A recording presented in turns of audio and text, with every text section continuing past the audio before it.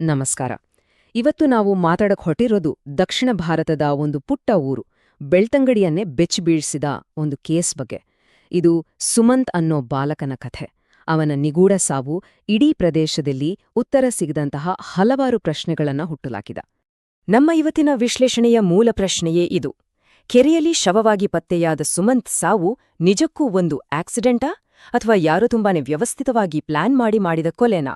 ಬನ್ನಿ ಈ ಗೊಂದಲದ ಗಂಟನ್ ಬಿಡಿಸೋಕೆ ಪ್ರಯತ್ನಿಸೋಣ. ಅದು ಸಂಕ್ರಾಂತಿ ಹಬ್ಬದ ಸಮಯ, ಧನುರ್ಮಾಸದ ಕೊನೆ ದಿನ. ಸುಮಂತ್ ಪ್ರತಿದಿನದ ಹಾಗೆ ಬೆಳಿಗ್ಗೆ ಬೇಗ ಎದ್ದು ಪೂಜೆಗಾಗಿ ದೇವಸ್ಥಾನಕ್ಕೆ ಹೊರಡ್ತಾನೆ. ಆದ್ರೆ ಆವತ್ತು ಅವನು ದೇವಸ್ಥಾನಕ್ಕೆ ತಲುಪಲೇ ಇಲ್ಲ, ಮತ್ತೆ ಮನೆಗೂ ಬರ್ಲಿಲ್ಲ. ಬದಲಿಗೆ ಅವನ ಹೆತ್ತವರಿಗೆ ಕಾದಿದ್ದು ಒಂದು ಘೋರ ಸುದ್ದಿ. ಸರಿ, ಈ ಕೇಸನ್ನ ಸರಿಯಾಗಿ ಅರ್ಥ ಮಾಡ್ಕೋಬೇಕು ಅಂದ್ರೆ ಮೊದ್ಲು ನಾವು ಸುಮಂತ್ ಯಾರು ಅಂತ ತಿಳ್ಕೋಬೇಕು. ಯಾಕಂದ್ರೆ ಅವನು ಸುಮ್ನೆ ಯಾರೋ ಒಬ್ಬ ಹುಡುಗನಲ್ಲ. ಅವನಲ್ಲಿದ್ದ ಪ್ರತಿಭೆ, ಅವನ ಕನಸುಗಳು, ಇದೆಲ್ಲ ಈ ಕೇಸ್ನ ಇನ್ನಷ್ಟು ನೋವಿನ ಸಂಗತಿಯನ್ನಾಗಿ ಮಾಡತ್ತೆ. ಹಾಗಿದ್ರೆ ಯಾರೀತ ಸುಮಂತ್? ಅವನು 15 ವರ್ಷದ ಹುಡುಗ, 9ನೇ ಕ್ಲಾಸ್ ಓದ್ತಿದ್ದ. ಬೆಳ್ತಂಗಡಿಯ ಒಂದು ಕುಗ್ರಾಮ ಸಂಬೋಳ್ಯ ಅಂತ, ಅಲ್ಲಿನ ಒಂದು ಮಧ್ಯಮ ವರ್ಗದ ಕುಟುಂಬದಿಂದ ಬಂದವನು. ಓದ್ತಿದ್ದುದು ಕೂಡ ಸ್ಥಳೀಯ ಕನ್ನಡ ಮಾಧ್ಯಮದ ಸರ್ಕಾರಿ ಶಾಲೆಯಲ್ಲಿ. ಅವನ ಬಗ್ಗೆ ಯಾರನ್ನೇ ಕೇಳಿದ್ರೋ ಅವನು ತುಂಬಾನೇ ಮುಗ್ಧ, ಬುದ್ಧಿವಂತ ಹುಡುಗ ಅಂತಾನೆ ಹೇಳ್ತಾರೆ.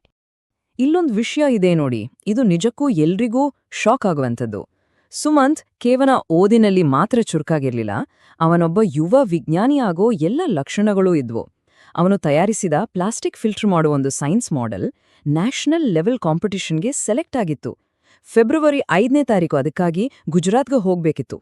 ಅಂಥ ಒಂದು ಬ್ರೈಟ್ ಫ್ಯೂಚರ್ ಇದ್ದ ಹುಡುಗನ್ಗೆ ಹೀಗಾಯ್ತು. ಸರಿ, ಇಲ್ಲಿಂದ ಕಥೆ ಒಂದು ದೊಡ್ಡ ತಿರುವು ಪಡೆಯುತ್ತೆ.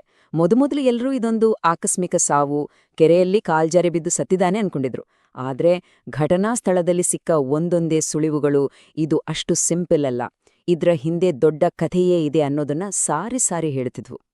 ಮೊದಲನೇದಾಗಿ ಅವನ್ ತಲೆಗೆ ಆಗಿದ್ದ ಗಾಯಗಳು.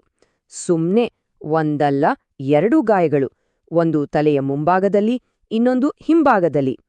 ಇವು ಹೇಗಿದ್ವು ಅಂದ್ರೆ ಯಾರೋ ಉದ್ದೇಶಪೂರ್ವಕವಾಗಿ ಯಾವುದೋ ವಸ್ತುವಿಂದ ಹೊಡೆದ ಹಾಗೆ ನೇರವಾಗಿ ನಿಖರವಾಗಿ ಇದ್ವು.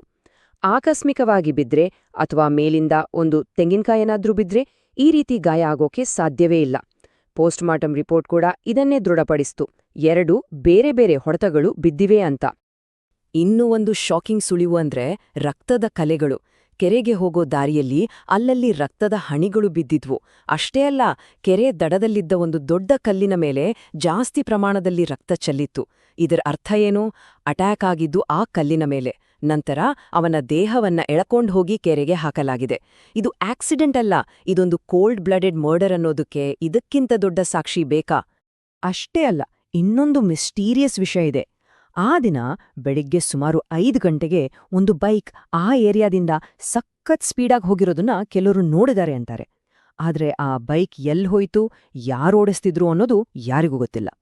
ಆ ಜಾಗದ ಬಗ್ಗೆ ಚೆನ್ನಾಗಿ ಗೊತ್ತಿದ್ದೋರಿಗೆ ಮಾತ್ರ ಆ ರೀತಿ ಯಾರಿಗೂ ಕಾಣದ ಹಾಗೆ ತಪ್ಪಿಸ್ಕೊಡಕ್ ಸಾಧ್ಯ.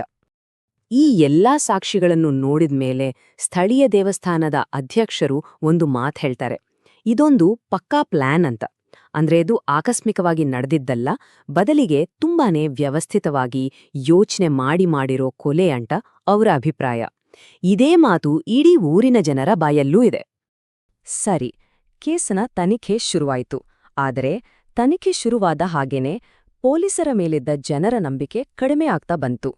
ಅವರ ತನಿಖಾ ವಿಧಾನಗಳು ಸ್ಥಳೀಯರಲ್ಲಿ ಸಾಕಷ್ಟು ಅನುಮಾನಗಳನ್ನ ಹುಟ್ಟುಹಾಕಿದ್ವು. ಈ ಸ್ಲೈಡ್ನಲ್ಲಿ ನೋಡ್ಬೋದು. ಒಂದು ಕಡೆ ಪೊಲೀಸರು ನಾವು 4 ಟೀಮ್ ಮಾಡಿದೀವಿ, ಮೊಬೈಲ್ ಟವರ್ ಡೇಟಾ ಎಲ್ಲ ಚೆಕ್ ಮಾಡ್ತಿದೀವಿ, ಸ್ಥಳೀಯರನ್ನ ವಿಚಾರಿಸ್ತಿದೀವಿ ಅಂತ ಹೇಳ್ತಾರೆ. ಆದ್ರೆ ಇನ್ನೊಂದು ಕಡೆ ಜನ ಮಾತ್ರ ತನಿಖೆ ತುಂಬಾ ಸ್ಲೋ ಆಗಿದೆ, ಈ ಕೇಸನ್ನ ಮುಚ್ಚಿ ಹಾಕೋ ಪ್ರಯತ್ನ ನಡೀತಿದೆ ಅಂತ ಭಯಪಡ್ತಿದ್ದಾರೆ. ಪೊಲೀಸರು ಮತ್ತು ಜನರ ಮಧ್ಯೆ ಒಂದು ದೊಡ್ಡ ಕಂದಕವೇ ನಿರ್ಮಾಣ ಆಗಿದೆ. ಸ್ಥಳೀಯರ ಈ ಅಪನಂಬಿಕೆಗೆ ಕಾರಣನೂ ಇದೆ. ಅವರ ಬಾಯಲ್ಲಿ ಇದೇ ಮಾತು ಕೇಳಿ ಬರುತ್ತೆ ನೋಡಿ, ಇದು ಸೌಜನ್ಯ ಕೇಸ್ ತರಾನೇ ಬೆಳ್ತಂಗಡಿ ಪೊಲೀಸರು ಸಿಂಪಲ್ ಕೇಸ್ಗಳನ್ನ ಕಾಂಪ್ಲಿಕೇಟ್ ಮಾಡಿ ಕೊನೆಗೆ ಮುಚ್ಚಿ ಹಾಕೋದ್ರಲ್ಲಿ ಎಕ್ಸ್ಪರ್ಟ್ಸ್ ಅಂತ. ಈ ಒಂದು ಮಾತು ಆ ಭಾಗದ ಜನ ಪೊಲೀಸರ ಮೇಲೆ ಎಷ್ಟು ನಂಬಿಕೆ ಕಳ್ಕೊಂಡಿದ್ದಾರೆ ಅನ್ನೋದನ್ನ ತೋರ್ಸತ್ತೆ. ಒಂದ್ ಕಡೆ ಮಗನನ್ನ ಕಳ್ಕೊಂಡೋ ನೋವಿದ್ರೆ, ಇನ್ನೊಂದ್ ಕಡೆ ಸುಮಂತ್ ಕುಟುಂಬಕ್ಕೆ ಸೋಷಿಯಲ್ ಮೀಡಿಯಾದಲ್ಲಿ ಹರಿದಾಡೋ ಸುಳ್ಳು ಸುದ್ದಿಗಳಿಂದ ಇನ್ನೊಂಥರದ ಹಿಂಸೆ. ನಂಬೋಕೆ ಆಗಲ್ಲ, ಕೆಲವರು ಸುಮಂತ್ನ ಅಣ್ಣ ಸುದರ್ಶನ್ ಮತ್ತು ಅವರ ತಾಯಿ ಮೇಲೆಯೇ ಅನುಮಾನ ವ್ಯಕ್ತಪಡಿಸಿ ಪೋಸ್ಟ್ ಹಾಕಿದ್ದಾರೆ. ಇದು ಆ ಕುಟುಂಬಕ್ಕೆ ಮಾನಸಿಕವಾಗಿ ಎಷ್ಟು ಹಿಂಸೆ ನೀಡಿರ್ಬೇಡ ಅಲ್ವಾ? ಸರಿ, ಇಲ್ಲಿವರೆಗೂ ನಾವು ಸುಮಂತ್ ಕೇಸ್ ಬಗ್ಗೆ ಮಾತ್ರ ಮಾತಾಡಿದ್ವಿ. ಆದ್ರೆ ಕಥೆ ಇಲ್ಲಿಗೆ ಮುಗಿಯಲ್ಲ.